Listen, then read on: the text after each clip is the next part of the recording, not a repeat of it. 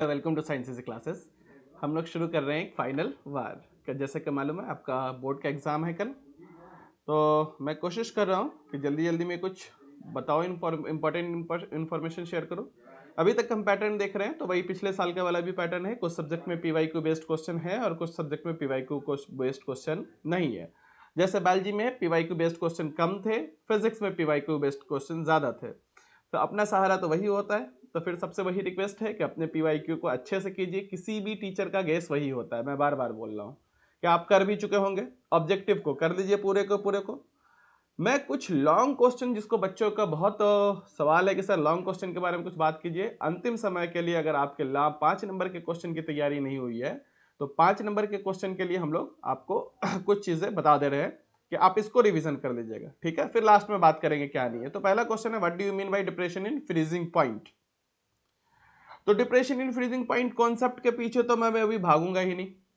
जिन बच्चों को भी इसकी जरूरत होगी कि इसके सॉल्यूशन की जरूरत है, वो मुझसे ले लीजिएगा। मैंने कुछ पहला लिखा है, डिप्रेशन इन फ्रीजिंग पॉइंट कैसे कैसे बोर्ड में आएगा, कैसे लिखा जाता है, ये पूरा लिखा हुआ है। तो आप मुझसे पता है मेरा नंबर, है ना।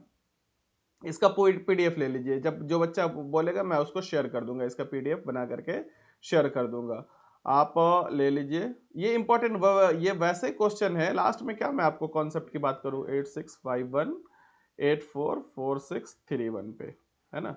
लास्ट में क्या कॉन्सेप्ट की बात करूं, तो ये हमने कुछ लिखा है अंतिम समय के लिए, आप इसको याद कर लीजिएगा। डिप्रेशन इन फ्रीजिंग पॉइंट मतलब लास्ट में ये वैसे क्वेश्चन है जो पक्का 2-3 टकरा जाएगा, आपका 5 नंबर का क्वेश्चन बन जाएगा। ऑब्जेक्टिव की तैयारी, पूरे सिलेबस की, ऑलमोस्ट सिलेबस की तैयारी आपके ऑब्जेक्टिव की चैनल पे है, आप कर लीजिए।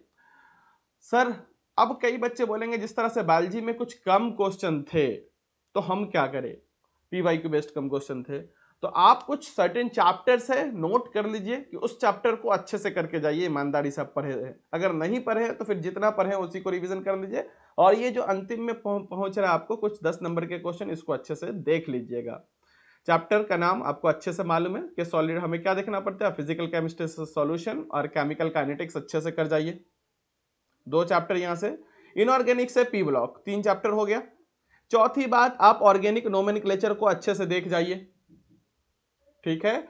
और कोऑर्डिनेशन कंपाउंड से उसके नोमेनक्लेचर को अच्छे से देख जाइए। बाकी जो मोटा मोटी टॉपिक है ये हमने आपको यहां पे बता दिया। ये रॉल्स लॉ है, रॉल्स लॉ को अच्छे से, जो आपको जिस टीचर से भी पढ़े, जहां से भी पढ़े हैं, रॉल्स लॉ को अच्छे से पढ़ जाइएगा, ठीक है। अगर नहीं तो आप मुझसे ले लीजिए, मैं इसको पूरे को आपको PDF आपको शेयर कर दूंगा, ठीक है। Factor affecting rate of reaction, ये क्वेश्चन तो किसी ना किसी तरह से ऑब्जेक्टिव में सब्जेक्टिव में घुमा फिरा के आता ही आता है, तो इसको अच्छे से पढ़ जाइएगा। ये 5 नंबर में भी आ सकता है, 3 नंबर में भी आ सकता है और सीधे सीधे 1 नंबर में भी आ सकता है। कौन कौन सा फैक्टर है, difference between order and molecularity, ये भी कर जाइए, ठीक है। वो लाइट गया तो उसमें आप टेंशन नहीं है। ये हेबर्स प्रोसेस है, बहुत इंपॉर्टेंट है, हेबर्स प्रोसेस कर जाइए आप, ठीक है। इसके यूजेस कर दीजिए। और उसके बाद सल्फ्यूरिक एसिड है, कॉन्टैक्ट प्रोसेस है, इसको कर जाइए, ठीक है। और इतने क्वेश्चन आप कर जाइए अगर आपकी तैयारी है। बाकी मैंने जैसे जैसे बताया, पहली चीज तो यह है कि आप मैक्सिमम कैसे करेंगे कि आप सिलेक्टेड चैप्टर्स ले लीजिए। अगर सॉलिड स्टेट अच्छे से है तो अच्छे से रिवीजन कर लीजिए। ऑब्जेक्टिव तो आप कर ही लिए होंगे कि ऑब्जेक्टिव कहाँ कहाँ से आता है, तो आप कुछ ऑब्जेक्टिव तो देख जाइए, PY को अच्छे से देख लीजिए जहां से भी किए है। सब्जेक्टिव के लिए क्या देख लीजिए, तो उसके सॉलिड स्टेट में paramagnetic, diamagnetic, ferromagnetic, difference between crystalline और एमॉर्फस कर जाइए। सॉल्यूशन से दिया गया है, केमिकल काइनेटिक्स से जो क्वेश्चन आपको रिवीजन करने हैं यहां दिया गया है। तो इतनी बातें हैं मोटी मोटी, ठीक है। बाकी ये है कि आप क्वेश्चन सब्जेक्टिव मैं आपसे शेयर कर रहा हूं, इसके PDF चाहिए तो बता दीजिएगा। और तैयारी कीजिए अच्छे से, एग्जाम दीजिए, पैनिक नहीं होइए। आप अपने आप को एनालाइज कर लीजिए फिल वक्त, जैसे ही आपको वीडियो मिल रहा है कि आपकी तैयारी किस लेवल की है। पूरे सिलेबस की है तो फिर तो आसानी से रिवीजन करते चले जाइए ऊपर ऊपर। उसमें से भी सब्जेक्ट सिलेक्ट कर लीजिए, मतलब चैप्टर सिलेक्ट कर लीजिए, कौन कौन सा चैप्टर, ठीक है। सॉल्यूशन को अच्छे से, केमिकल काइनेटिक्स को अच्छे से, इलेक्ट्रोकेमिस्ट्री को अच्छे से, सरफेस केमिस्ट्री के PYQ को अच्छे से देख लीजिए।